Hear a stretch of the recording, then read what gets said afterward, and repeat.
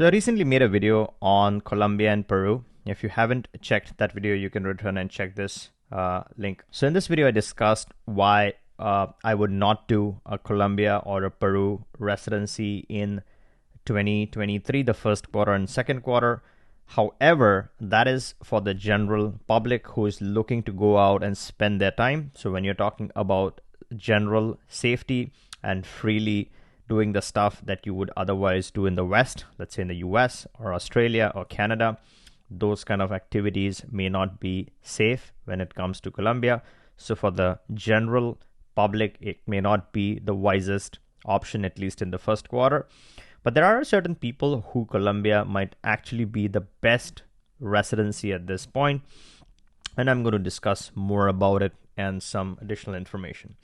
But before we get started with this topic, in case you're new to my channel, my name is Jay, and here we discuss investments that lead to residencies, Plan B citizenships, and a whole lot more. So if you haven't subscribed to my channel, take a moment, go ahead and subscribe so you're always updated on the latest and greatest regarding any of the programs. All right, let's jump straight into the topic. So, who's Colombia good for, right? So what is the option? They have got rid of the permanent residency, the golden visa. It was a very attractive scheme. You invested 150K plus, 180K-ish in property, and then you could just buy an apartment. It was a direct permanent residency option, need not live in the country, very flexible, very minimal residency requirement. And then after 5 years, you could work yourself towards that Colombian citizenship. The passport is not bad. It's a pretty okayish passport. But they canceled that permanent residency, so that's gone. That's out of the question. Now you're left with a temporary residency. Now this is a good plan B in my opinion. The issue again is the scopolamine related instances that have alarmingly shot up. Now, this may impact some people who might frequently go out, especially during the night.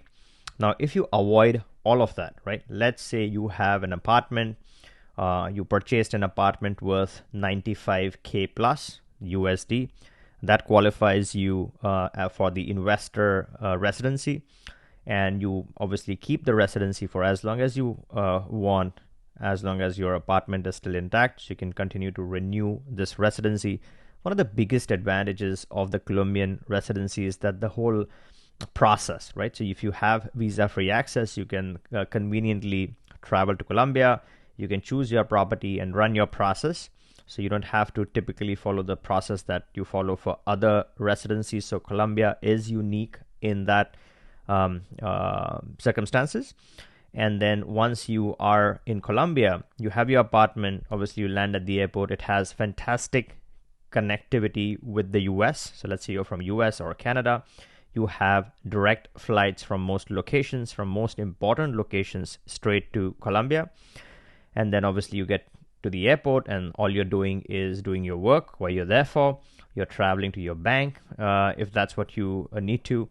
And also then you are spending time at your apartment, and then you're using this as a temporary residency for your purposes.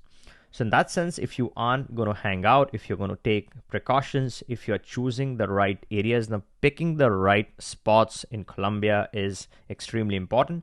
So if you're street smart, if you are confident, and if you know exactly what you're up to and what you're doing, once you collect all the correct information and follow some common sense protocol, not the general common sense, but the common sense that you need in order to survive in Colombia, you should be okay. And this is not for everyone. This is for certain people who know what they're doing, right? So once you do all of that, then this still could be a great option, a great plan B.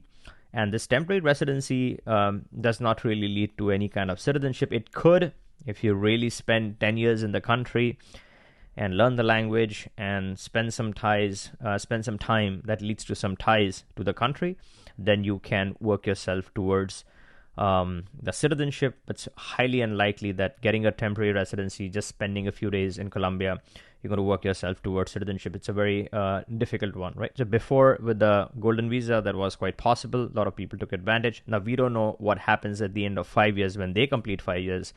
If their residency is going to be considered sufficient, or they're going to ask more ties. That's another topic. That's a very, this is a separate topic beyond the scope of this discussion.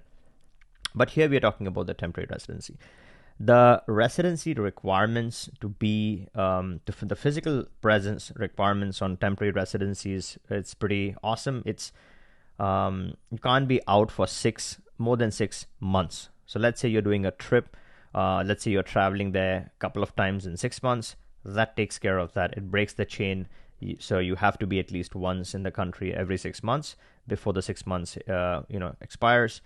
That way you can continue to maintain this temporary residency. All right, I hope you liked this video. And in case you are looking to get started with your residency, you're looking for more information, or just looking to get started, you can always click that link in the description. You can book a call with us. We can discuss specifically where this fits and what you're up to and why you need this. And then accordingly, we can get you started. All right, catch you in the next one.